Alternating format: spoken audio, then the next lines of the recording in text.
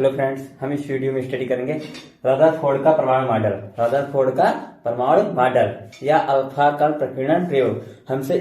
हमने इससे पहले पढ़ा थॉम्सन का परमाणु मॉडल। किसका? थॉम्सन का परमाणु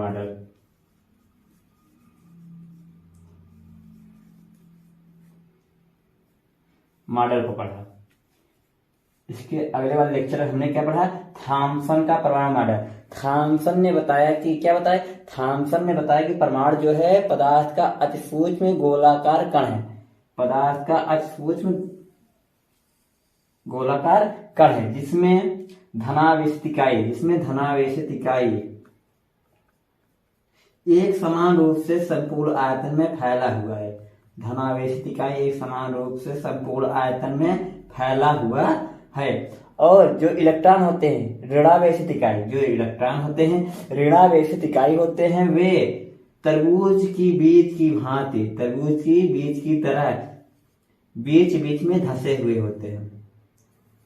हमारे इलेक्ट्रॉन है ये क्या है? यानी थॉम्सन ने कब बताया था? 1904 ईस्वी में बताया कि जो हमारा परमाणु है यह ठोस गोलाकार कण है जिसमें धनावेशित इकाई अर्थात प्रोटॉन जो है एक समान रूप से संपूर्ण आयतन में फैला हुआ है। हमारे क्या है? प्रोटॉन है। और हमारे क्या? इलेक्ट्रॉन है। और इलेक्ट्रॉन तरबूज की बीज की भांति बीच बीच में धंसे हुए हैं। तो हम पढ़ने क्या जा रहे हैं? थॉम्सन का परमाणु मॉडल तो पढ़ लिए हैं 1940 में। अब पढ़ रहे हैं क्या? रदरफोर्ड का परमाणु मॉडल या कहेंगे अल्फा कण प्रकीर्णन प्रयोग। कब आया? 1911 ईस्वी में रदरफोर्ड का परमाणु मॉडल आया। रदरफोर्ड ने जो अल्फा कण प्रकीर्णन प्रयोग किया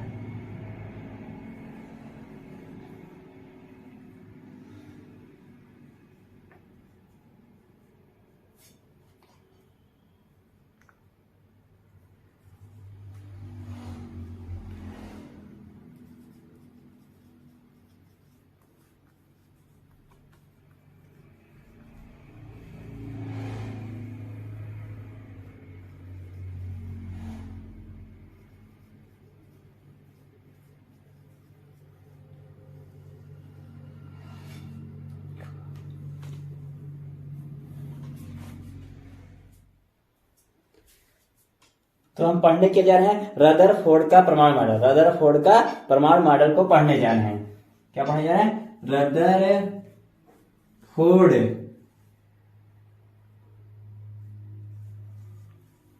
का परमाणु मॉडल। इसे हम कहते हैं अल्फा कण प्रकीर्णन प्रयोग। अल्फा कण प्रकीर्णन प्रयोग क्या कहते हैं? रदरफोर्ड का परमाणु मॉडल या अल्फा कण प्रकीर्णन प्रयोग। या इसे कह सकते हैं क्या? या इसे बोल सकते हैं रदरफोर्ड का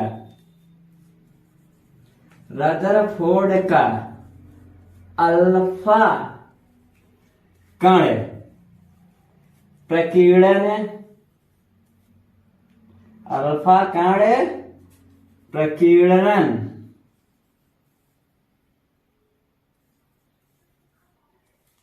प्रयोग। अल्फा कण प्रकीर्णन प्रयोग हमारा क्या टॉपिक है? अल्फा कण प्रकीर्णन प्रयोग। तो कहेंगे रदरफोर्ड ने परमाणु के संदर्भ में जो अपना प्रयोग किया उसे बोलते हैं क्या? रदरफोर्ड का परमाणु मॉडल। रदरफोर्ड ने परमाणु की व्याख्या के लिए जो मॉडल प्रस्तुत किया उसे हम क्या बोलेंगे? रदरफोर्ड का परमाणु मॉडल। ये हमारा क्या प्रयोग का नाम है? हमारा अल्फा कण प्रकीर्णन प्रयोग या हमारा प्रयोग का नाम है। और जो मॉडल है रदरफोर्ड का परमाणु मॉडल, दोनों को मिलाकर बोलते हैं रदरफोर्ड का अल्फा कण प्रकीर्णन प्रयोग। बोले क्या? रदरफोर्ड ने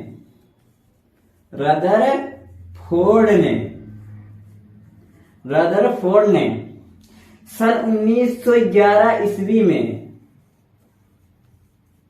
परमाणु संरचना के संदर्भ में परमाणु संरचना के संदर्भ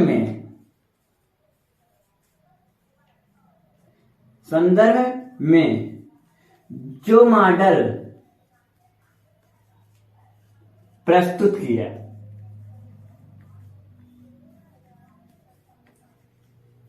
उसे क्या कहते हैं? उसे हम बोलते हैं रदरफोर्ड का परमाणु मॉडल। रदरफोर्ड का परमाणु मॉडल कहते हैं। ये कब आए? 1911 ईस्वी में। यानी जब थॉमसन ने बताया कि जो परमाणु है पदार्थ का अति सूक्ष्म ठोस गोलाकार कण है जिसमें धनावेशित इकाई अर्थात कहते हैं प्रोटॉन जो होता है वह एक समान रूप से संपूर्ण आयतन में फैला हुआ होता है, और जो इलेक्ट्रॉन होते हैं, जो हमारा इलेक्ट्रॉन होता है वह तरबूज की बीज की भांति या तरह बीच बीच में धसे हुए थे।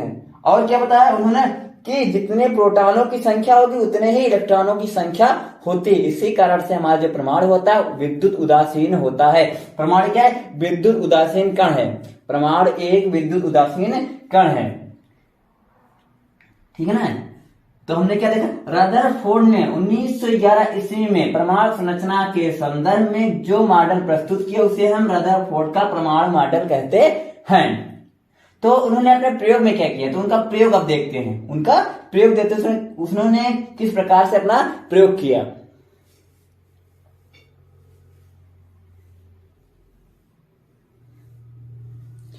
पहले उनका परिभाषा देखते हैं। रदरफोर्ड ने क्या बताया उसके विषय में देखते हैं कि अपने प्रयोग में रदरफोर्ड ने क्या कहते हैं कि जो हमारा परमाणु है कैसा है। हमारा प्रयोग शुरू होता है अल्फा कण प्रकीर्णन प्रयोग। रदरफोर्ड का अल्फा कण प्रकीर्णन प्रयोग। उसमें उन्होंने किया क्या? उन्होंने एक स्वर्ण की यानी सोने की बनी हुई एक चादर ली जिसकी मोटाई 10⁻⁻7 मीटर थी। 10⁻⁻7 मीटर, यहां नहीं दिख रहा है, यहां देखो 10⁻⁻7 मीटर मोटाई थी किसकी? उस चादर की। यानी कि इसमें जो उन्होंने चादर लिया था वह परमाणु की बनी हुई थी। इस प्रकार से इसी प्रकार से परमाणु व्यवस्थित होंगे तो एक चादर जैसी संरचना बनाएंगे।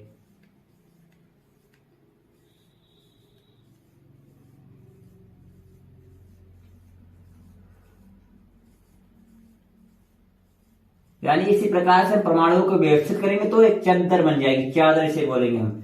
चादर बन गया हमारा चादर। किसकी? सोने की चादर है। यानी इसकी मोटाई केवल एक परमाणु कितनी है?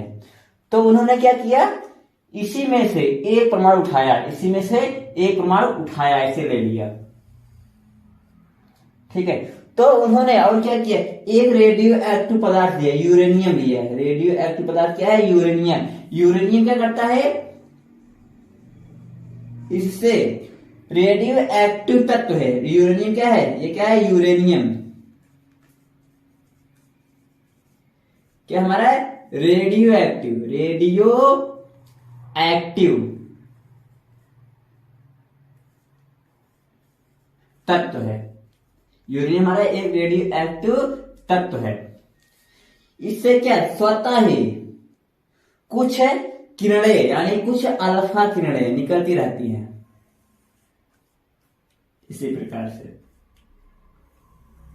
सबसे पहले समझे अल्फा किरण किसे कहते हैं। यानी कि अल्फा किरण, हमारा प्रश्न होता है क्या? अल्फा किरण किसे कहते हैं। दूसरा हमारा प्रश्न उठता है कि अल्फा किरणें किससे बनी होती हैं। अल्फा किरणें किससे बनी होती हैं। और तीसरा हमारा प्रश्न उठता है अल्फा कण क्या है।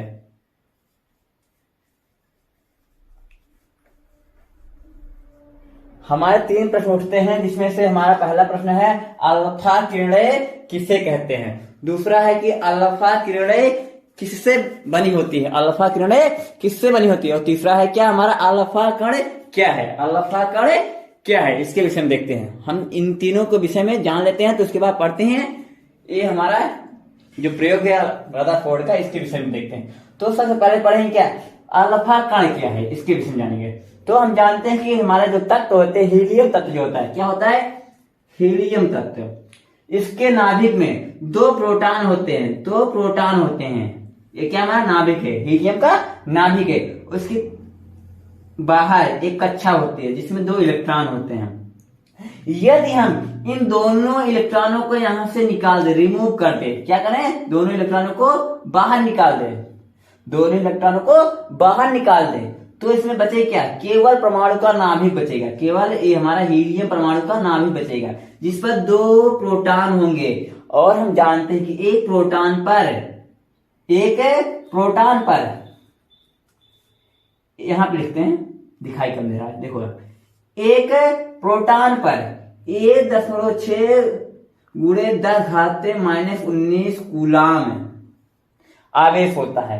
तो इसमें क्या 2 प्रोटॉन है, क्या है, 2 प्रोटॉन है, 2 इसमें 2 का गुणा कर दे तो कितना हो जाएगा हमारा 3.6 × 10⁻19 कूलाम। ये क्या हमारा, ये अल्फा कण है, अल्फा कण है, यानी कि वह कण जिस पर 3.6 × 16 दूना 32 होता है, 3.2 होता है, ठीक है, 3.2 × 10⁻19 कूलाम का आवेश, जिस कण पर 3.2 × 10⁻19 कूलाम का आवेश हो उसे क्या बोलेंगे, अल्फा कण।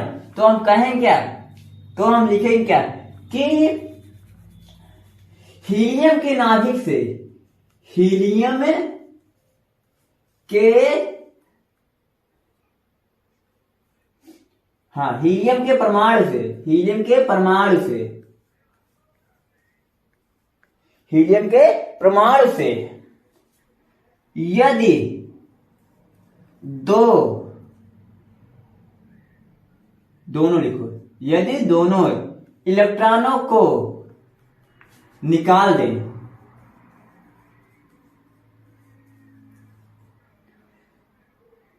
तब अल्फा कण का निर्माण होता है, अल्फा कण का निर्माण होता है। क्या, हीलियम परमाणु के नाभिक से, यानी हीलियम परमाणु से यदि दोनों इलेक्ट्रॉनों को क्या रिमूव कर दिया, निकाल दी जाए, तो क्या बचेगा, केवल हीलियम परमाणु का नाभिक बचता है, जिसे हम कहें क्या, अल्फा कण बोलेंगे। इसे क्या बोलेंगे, अल्फा कण। तो हम कहें क्या, यदि हीलियम के परमाणु में से, यदि हीलियम के परमाणु में से दोनों इलेक्ट्रॉनों को, उसकी बाहरी कक्षा के दोनों इलेक्ट्रॉनों को निकाल दिया है, तो केवल क्या बचेगा, हीलियम तत्व का केवल नाभिक बचेगा, जिसे हमें अल्फा कण कहेंगे। और एक प्रोटॉन पर, हम जानते हैं कि क्या, किसी तत्व के नाभिक में उपस्थित प्रोटॉनों की संख्या को हम क्या कहते हैं, उसका परमाणु क्रमांक कहते हैं। तो इसमें क्या 2 प्रोटॉन है और एक प्रोटॉन पर आवेश कितना, 1.6 × 10⁻19 कूलाम। तो 2 हो जाएंगे, इसी में 2 का गुणा कर दो, 3 कितना हो जाएंगे, 16 दूना 32 मान लेते, 3.2 × 10⁻19 कूलाम। यही क्या, अल्फा कण पर आवेश, अल्फा कण पर आवेश कितना, यही अल्फा कण पर आवेश है, ठीक है ना। और अल्फा कण से बनी हुई किरण, अल्फा कण से बनी हुई किरण को अल्फा किरण कहते हैं। बात समझ आई कि हीलियम तत्व, यानी हीलियम तत्व के परमाणु में से नाभिक के जो कक्षाएं हैं, नाभिक के बाहर जो कक्षा है उसमें से इलेक्ट्रॉनों को हम निकाल देते हैं, दोनों इलेक्ट्रॉनों को, तो केवल परमाणु का नाभिक बचेगा, हीलियम तत्व का परमाणु का नाभिक बचेगा, जिसे हम बोलेंगे क्या, अल्फा कण कहेंगे। और अल्फा कणों से बनी हुई किरण को हम अल्फा किरण कहते हैं, अल्फा किरण कहते हैं। यानी कि ये हो गई, यानी कि अल्फा कणों से अल्फा किरणें बनती हैं, ठीक है ना, ठीक है ना। अल्फा कण बन गया हमारा। तो अल्फा किरणें किससे बनी होती है, इसका मतलब देखो उत्तर, इसका उत्तर क्या होगा? अल्फा कण किसे कहते हैं? ये हो गया कि हीलियम तत्व के परमाणु के नाभिक से, ठीक है, यानी हीलियम तत्व के परमाणु से दोनों इलेक्ट्रॉनों को निकाल देते हैं तो हीलियम तत्व का केवल नाभिक बचता है, जिसे हम क्या बोलेंगे? अल्फा कण कहेंगे। हो गया अल्फा कण। क्या होगा? अल्फा किरणें किससे मिलकर बनी होती हैं? अल्फा कणों से। अल्फा किरणें किससे मिलकर बनी होती हैं? अल्फा कणों से। और क्या है? अल्फा किरण किसे कहते हैं? अल्फा, तो देखो अल्फा कणों से मिलकर बनने वाली किरण अल्फा किरण कहलाती है। अल्फा कणों से मिलकर बनने वाली किरण अल्फा किरण कहलाती है। तो हमारे तीनों क्या बात समझ ली? अल्फा कण क्या है, अल्फा किरण किससे बनी होती है, और अल्फा किरण किसे कहते हैं। तो हमने इसके विषय में देखा क्या, ये हमारा क्या है?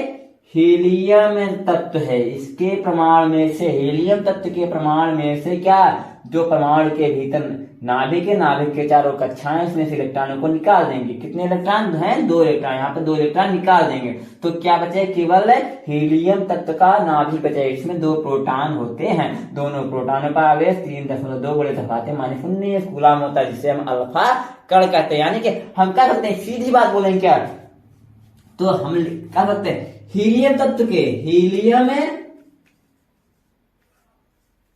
तत्व के, हीलियम तत्व के परमाणु के नाभिक को अल्फा कण कहते हैं। अल्फा कण कहते हैं। ये हमारी इंपॉर्टेंट परिभाषा बन गई किसकी? अल्फा कण की। हीलियम तत्व के परमाणु के नाभिक को अल्फा कण कहते हैं। और अल्फा किरणें किससे मिली होती हैं? अल्फा किरणें अल्फा कणों से मिलकर के बनी होती हैं, और अल्फा कणों से मिलकर बनने वाली किरण अल्फा किरण कहते हैं। जो किरणें अल्फा कणों से मिलकर बनी होती है उसे हम अल्फा किरण कहते हैं। ठीक है ना? और अल्फा किरणें कहां से निकलती हैं? रेडियो एक्टिव तत्व से। अल्फा बीटा गामा ये सब क्या है? ये हमारे रेडियो एक्टिव किरणें हैं। रेडियो एक्टिव किरणें हैं जो केवल रेडियो एक्टिव तत्व से निकलते हैं। यानी रेडियो एक्टिव तत्व ऐसे तत्व होते हैं जो स्वतः ही क्या है? किसी विशेष प्रकार की ऊर्जा का उत्सर्जन करते रहते हैं। उसे हम क्या बोलेंगे? रेडियो एक्टिव तत्व कहते हैं। तो हम पढ़ने क्या जा रहे हैं? रदरफोर्ड का अल्फा कण प्रकीर्णन प्रयोग, जिसको पढ़ने से पहले हमने 3 बातें देखा। अल्फा कण क्या है, अल्फा किरणें किससे बनी होती हैं, और अल्फा किरण किसे कहते हैं, इसको हमने देखा।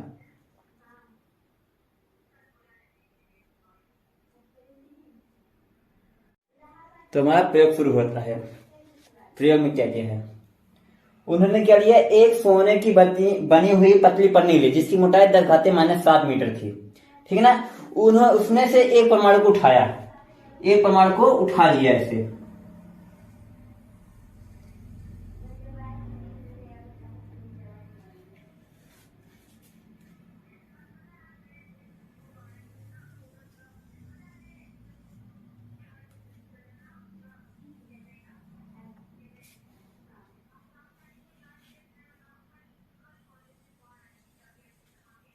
मान लेते हैं हमारा एक परमाणु हो गया। ठीक है?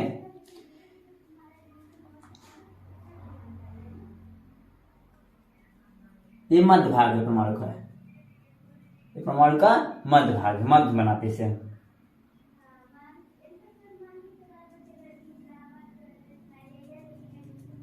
ठीक है? तो यहाँ पर क्या है? एक रेडियो एक्टिव तत्व रखा है। रेडियो एक्टिव तत्व यूरेनियम रखा गया है। तो इससे क्या स्वतः ही कुछ किरणें, यानी कुछ अल्फा किरणें निकल रही हैं। इस प्रकार से निकल रही हैं।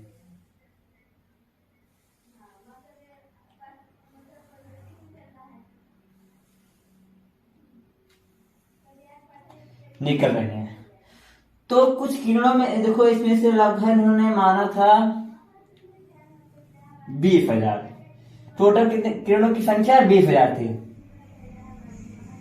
20,000। तो 20,000 में से 12,000 किरणें, ढाई सैकड़ा, 1,000, 10,000, 12,000 किरणें सीधे निकल जाती हैं अपने मार्ग, सीधे ऐसे निकल जा रही हैं। देखो निकल जा रही है, मान लेते हैं।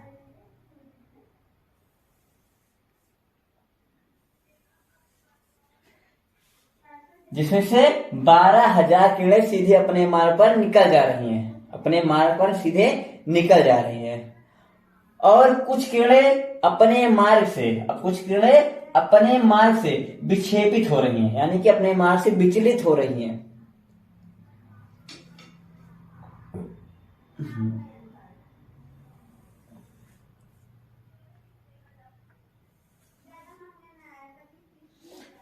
कुछ तो अधिक कोण पर, कुछ न्यून कोण पर निकल रही हैं।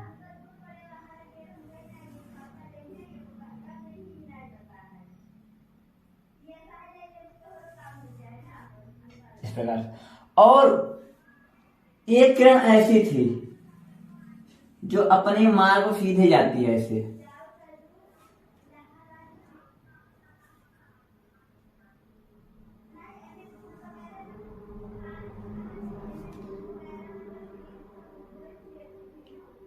हाँ। तो रदरफोर्ड ने एक तत्व यूरेनियम लिया जिससे क्या स्वतः रेडियो एक्टिव किरणें निकल रही हैं। रेडियो एक्टिव किरणें क्या, अल्फा किरणें, अल्फा किरणें निकल रही हैं। और अल्फा किरणों की कुल संख्या कितनी है, 20,000 है, जिसमें से 12,000 किरणें अपने मार्ग से सीधे निकल जा रही है। कितनी, 12,000 ये सीधे निकल जा रही हैं, ठीक है, सीधे निकल जा रही हैं। और कितने बचे हमारे पास, 8,000 बचे, 12 8 भी होता है, बचे कितने, 8,000 बचे। 8,000 में से 7 यानी 7,999 अपने मार्ग से विचलित हो रही हैं। कुछ तो अधिक कोण पर, कुछ तो न्यून कोण पर विचलित हो रही हैं। और कुछ और केवल एक किरण ऐसी थी जो अपने मार्ग से जाती है और अपने मार्ग से वापस लौट आती है। तो 20,000 अल्फा किरणों में से 12,000 अल्फा किरणें सीधे निकल जा रही है, देखो निकल जा रही हैं, सब अपने मार्ग से सीधे निकल जा रही हैं। कितने, 12,000 किरणें सीधे निकल जा रही हैं। और 8,000 किरणों में से एक किरण ऐसी थी जो अपने मार्ग से जाती है सीधी और टकरा कर मध्य भाग में कहीं टकरा कर वापस लौट जाती है। मध्य भाग में हम कह सकते हैं कि परमाणु के मध्य भाग में टकरा कर वापस लौट जाती है, ठीक ना। और कुछ यानी 7,999 किरणें ऐसी थी जो अपने मार्ग से कुछ न्यून कोण पर और कुछ अधिक कोण पर विचलित जाती हैं, अधिक कोण पर कुछ न्यून कोण पर विचलित जाती हैं।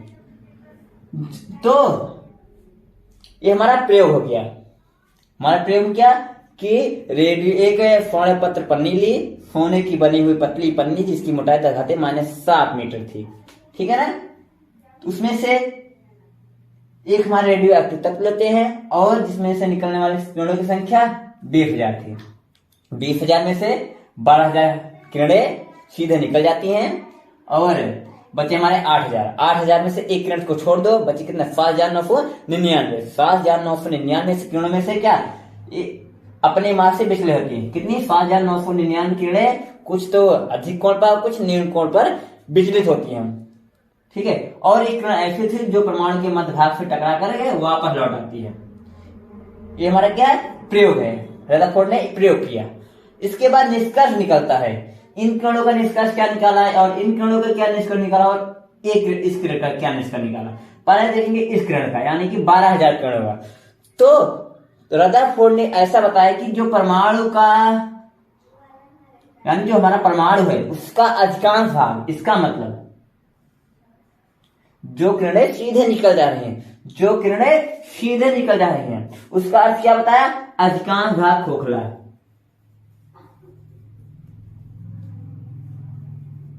भाग खोखला। तो रदरफोर्ड ने क्या बताया कि जो किरणें सीधे निकल जा रही है अपने मार्ग से, सीधे देखो निकल जा रही है, ये परमाणु को भेद कर बाहर निकल जा रही है।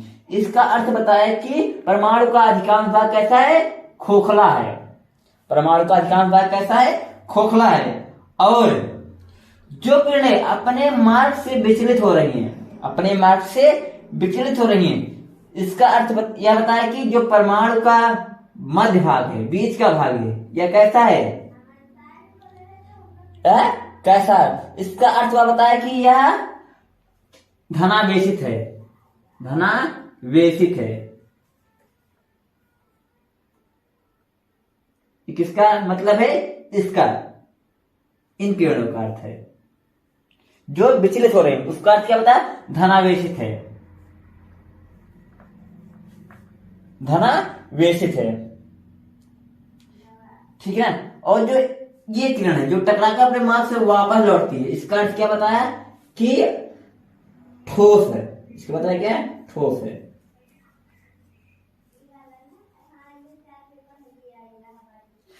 यानी कि जो हमारी किरण जा रही है परमाणु के मध्य भाग से टकराती है और वापस लौट जाती है, इसका अर्थ क्या बताया कि परमाणु का मध्य भाग कैसा है, ठोस है, ठोस है। क्या हमारा निष्कर्ष है, निष्कर्ष में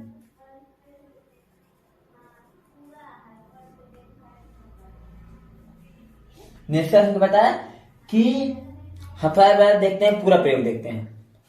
रदरफोर्ड ने एक सोने की बनी हुई चादर को लिया।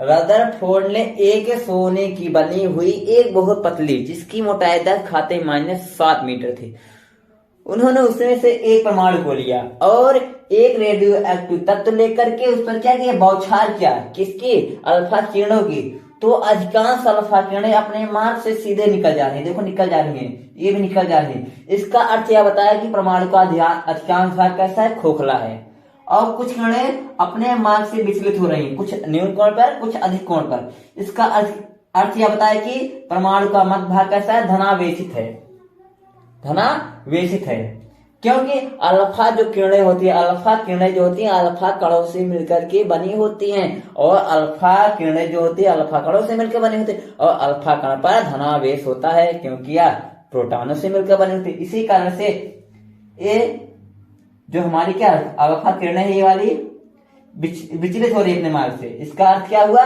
कि जो परमाणु का मध्य भाग है धनावेशित है, और जो हमारी एक किरण थी, केवल एक किरण थी, इसका अर्थ क्या बताया कि परमाणु का मध्य भाग ठोस है, अत्यंत ठोस है, अत्यंत ठोस और भारी है। यानी कि पूरे परमाणु का समस्त द्रव्यमान इसी पर है, यानी कि इसी के कारण ही यह परमाणु स्थिर है, ठीक है ना। यानी कि इसका जो मतलब है क्या, परमाणु का अधिकांश भाग खोखला है और परमाणु का अधिकांश भाग यानी कि परमाणु का मध्य भाग धनावेशित है, और इसका अर्थ क्या हुआ, परमाणु का मध्य भाग ठोस है।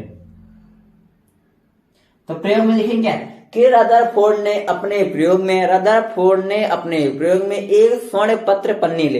रदरफोर्ड ने अपने प्रयोग में एक सोने की बनी हुई पतली पन्नी ली जिसकी मोटाई 10 खाते -7 मीटर थी। उन्होंने एक रेडियो एक्टिव तत्व लिया जिससे क्या, स्वतः ही रेडियो एक्टिव तत्व से क्या किरणें निकल रही, रेडियो एक्टिव किरणें निकल रही हैं। तो उन्होंने रेडियो एक्टिव किरणों का बौछार यानी कि उस पर किस पर डाला, परमाणु पर डाला। तो कुछ किरणें तो सीधे निकल जाती हैं और कुछ किरणें अपने मार्ग से विचलित हो जाती हैं, और एक किरण ऐसी थी जो मध्य भाग से टकराकर वापस लौट आती है। ये तो हमने क्या लिखेंगे, प्रयोग में लिखेंगे, प्रयोग में यही सब लिखेंगे, ठीक है ना।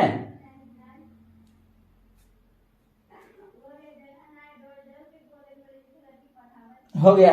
उसके बाद निष्कर्ष निकलता क्या है, निष्कर्ष में उन्होंने बताया कि जो किरणें सीधे अपने मार्ग से निकल जाती है उसका मतलब या उसका अर्थ यह होता है कि परमाणु का अधिकांश भाग खोखला है, परमाणु का अधिकांश भाग खोखला है, और जो किरणें अपने मार्ग से विचलित होती हैं इसका अर्थ यह बताया कि परमाणु का मध्य भाग कैसा है, धनावेशित है, और जो किरण अपने मार्ग से वापस लौट आती है टकरा करके मध्य भाग से, उसका अर्थ क्या बताया कि परमाणु का समस्त यानी समस्त भार जो है, समस्त भार यानी कि उसका अधिकांश हमारा जो मध्य भाग है यह अत्यंत ठोस है, अत्यंत भारी है। यानी परमाणु का जो इसका अस्तित्व बना है केवल इसी के कारण बना हुआ है, केवल नाभिक, यानी कि नाभिक तो नाम नहीं दिया उस समय, तो इसका मध्य भाग बोलेंगे कि मध्य भाग यानी परमाणु का मध्य भाग जो है अत्यंत ठोस है, आपका पता अत्यंत भारी है, ठीक है ना। तो प्रयोग हम लिखेंगे क्या, तो प्रयोग को लिखते हैं, ये हमारा क्या है, प्रयोग है। प्रयोग को एक बार अच्छी तरह देख लो,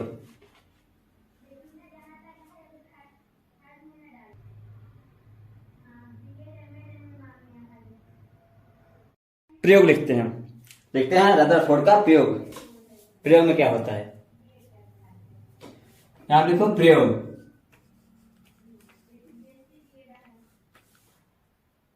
रदरफोर्ड ने इंक खत्म हो गई, इंक ले लेते हैं तब थोड़ा।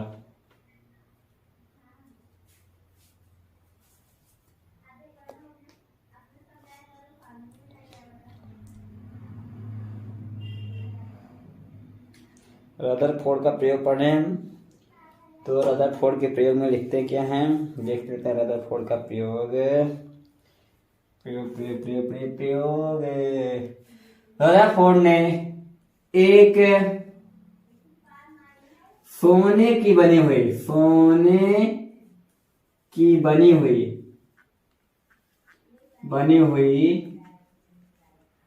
पतली पन्नी या चादर खरीदते हैं। पतली पन्नी या चादर, पतली पन्नी लेते हैं। क्या लेते हैं? पन्नी लेते हैं। और क्या करते हैं? और उस पर अल्फा किरणों की बमबारी करते हैं। क्या करते हैं? बमबारी करते हैं।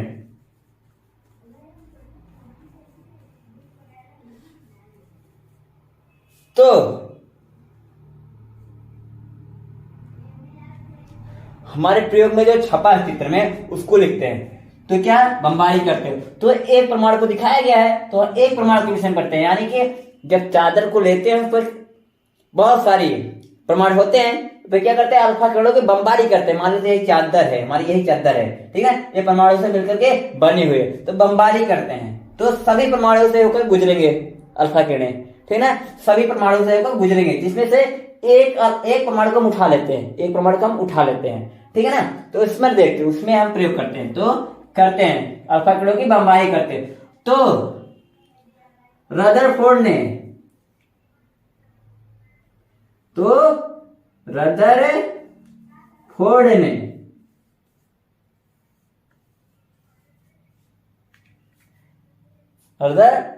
ने क्या किया?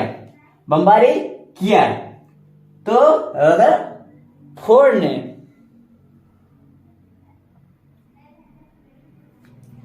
देखा कि कुछ अल्फा किरणें अपने मार्ग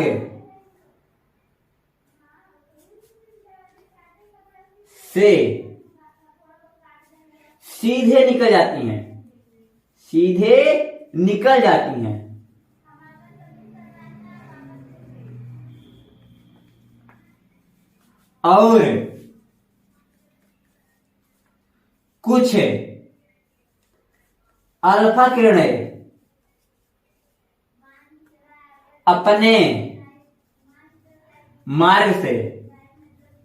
अपने मार्ग से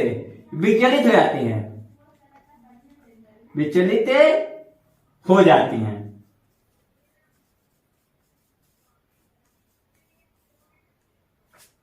और क्या लिखते हैं? और एक किरण ऐसी थी जो अपने मार्ग पर वापस लौट आती है,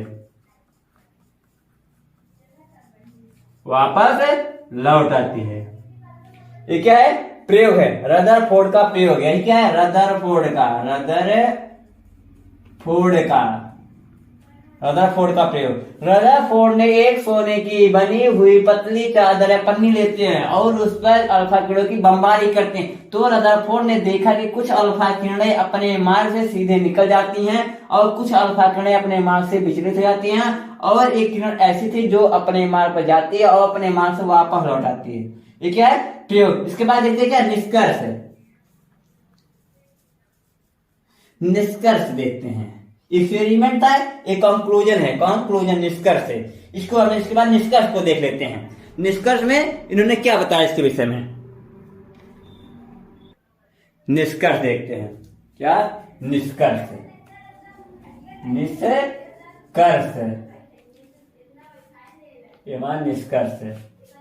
क्या है? निष्कर्ष में उन्होंने क्या बताया इसको देख लेते हैं। निष्कर्ष में पहला निष्कर्ष बताया क्या है, यहां लिखते हैं। पहला निष्कर्ष, जो किरणें अपने मार्ग से सीधे निकलती हैं उनके लिए। तो पहला निष्कर्ष क्या बताया कि जो किरणें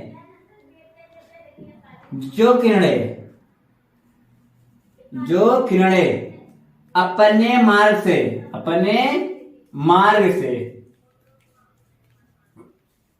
सीधे निकल जाती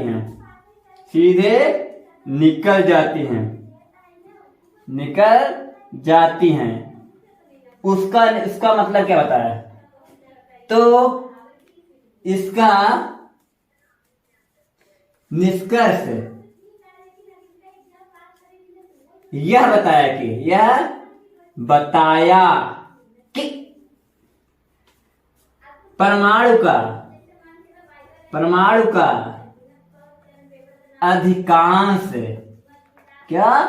का अधिकांश भाग खोखला है।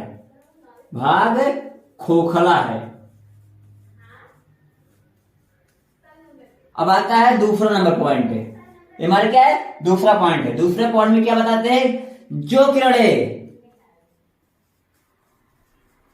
अपने मार्ग से विचलित रहती हैं, हो जाती हैं, उसका या लिखते इसका निष्कर्ष यह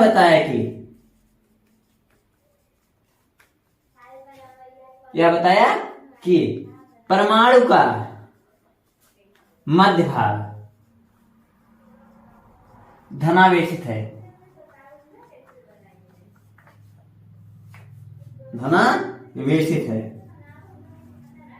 दो निष्कर्ष हो गए। दो निष्कर्ष को अच्छी तरह देख लो कि जो किरणें अपने मार्ग से सीधे निकल जाती हैं तो इसका निष्कर्ष यह बताया कि परमाणु का अधिकांश भाग खोखला है। जो किरणें अपने मार्ग से विचलित हो जाती हैं इसका निष्कर्ष या मतलब यह बताया कि परमाणु का मध्य भाग धनावेशित है। ठीक है, इसके बाद देखते हैं तीसरा निष्कर्ष। देखते हैं क्या? तीसरा निष्कर्ष में क्या बताया कि तीसरा बात बताती है कि जो किरण अपने मार्ग से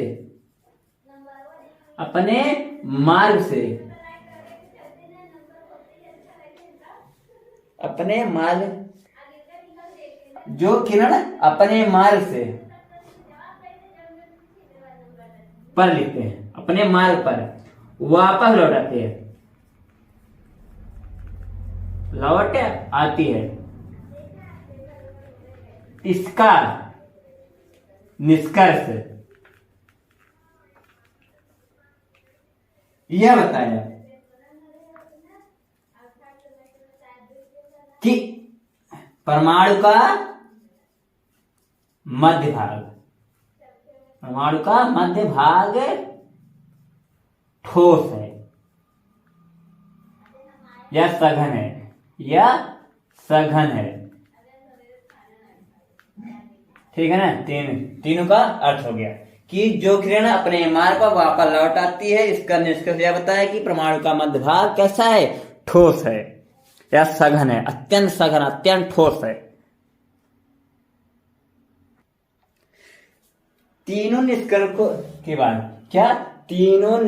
के बाद रदरफोर्ड ने यह बताया कि जो परमाणु होता है हमारा इस प्रकार से परमाणु होता है, इसका मध्य भाग है। ठीक है ना? इसका मध्य भाग है। इसके यानी परमाणु के मध्य भाग में क्या होते हैं? प्रोटॉन होते हैं और न्यूट्रॉन होते हैं। और इसके बाहर यानी कि प्रोटॉन और न्यूट्रॉन कहाँ होते हैं? मध्य भाग में। ठीक है, तो हम बोलेंगे क्या कि प्रोटॉन के मध्य भाग में परमाणु के मध्य भाग में, ठीक है, परमाणु के मध्य भाग में प्रोटॉन और न्यूट्रॉन होते हैं। और प्रोटॉन के कारण ही इस पर धनावेश होता है। क्या बताया कि रदरफोर्ड ने तीनों निष्कर्षों के बाद बताया कि जो परमाणु का लगभग या समस्त परमाणु का लगभग समस्त भार कुल धनावेश उसके केंद्र पर होता है, यानी कि परमाणु के केंद्र पर ही क्या धनावेशित इकाई, यानी कि धनावेशित इकाई परमाणु के केंद्र में ही होती है। यानी हम क्या कहते हैं, प्रोटॉन कहाँ होता है, केंद्र में, मध्य भाग में, ठीक है ना, मध्य भाग में क्या होता है, प्रोटॉन और न्यूट्रॉन होते हैं, ठीक है ना। तो उन्होंने परिभाषा बनाई किसी नाभिक की परिभाषा क्या लेते हैं, नाभिक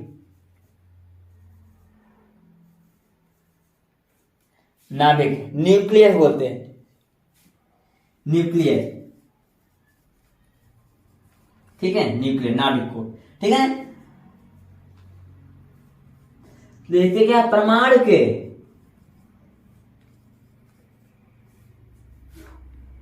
मध्य भाग में उपस्थित, परमाणु के मध्य भाग में उपस्थित धनावेशित भाग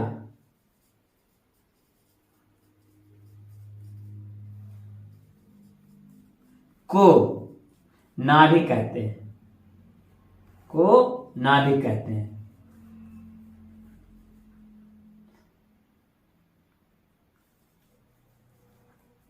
परमाणु के मध्य भाग में हमारा क्या, परमाणु के मध्य भाग में क्या है, एक धनावेशित भाग, जिसे हम परमाणु का नाभिक कहते हैं। तो हमने क्या लिखा, परमाणु के मध्य भाग में उपस्थित धनावेशित भाग को नाभिक कहते हैं, परमाणु के मध्य भाग में उपस्थित धनावेशित भाग को नाभिक कहते हैं। हमारा क्या होगा, नाभिक हो गया, इसी का नाम आया नाभिक, ये हमारा क्या है, नाभिक हो गया। इसके बाद पढ़ते क्या, नाभिक का संगठन, ठीक है। नाभिक के संगठन में क्या होगा, नाभिक का संगठन, नाभिक का निर्माण, यानी नाभिक की बनावट, नाभिक का संगठन। जो परमाणु का नाभिक होता है प्रोटॉन और न्यूट्रॉन से मिलकर के बना होता है, प्रोटॉन और न्यूट्रॉन से, यानी प्रोटॉन प्लस न्यूट्रॉन से मिलकर बना होता है क्या, नाभिक। और जो इलेक्ट्रॉन होते हैं नाभिक के बाहर स्थित होते हैं, नाभिक के बाहर इलेक्ट्रॉन स्थित होते हैं, और प्रोटॉन कहाँ होते हैं, और न्यूट्रॉन नाभिक में होते हैं। तो क्या बताया उन्होंने कि प्रोटॉन और न्यूट्रॉन परमाणु के मध्य भाग में होते हैं, जिसे हम नाभिक कहते हैं, और इलेक्ट्रॉन नाभिक से बाहर होते हैं, ठीक है ना।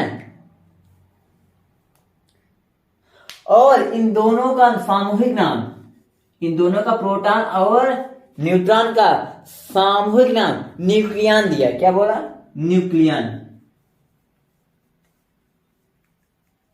ये सामूहिक नाम है, यानी प्रोटॉन और न्यूट्रॉन को मिलाकर क्या बोलेंगे, साथ न्यूक्लियन बोलेंगे। क्या बोलेंगे, न्यूक्लियन, सामूहिक नाम था किसका, प्रोटॉन न्यूट्रॉन का। रदरफोर्ड ने बताया कि प्रोटॉन और न्यूट्रॉन को हम सामूहिक रूप में न्यूक्लियन कहते हैं।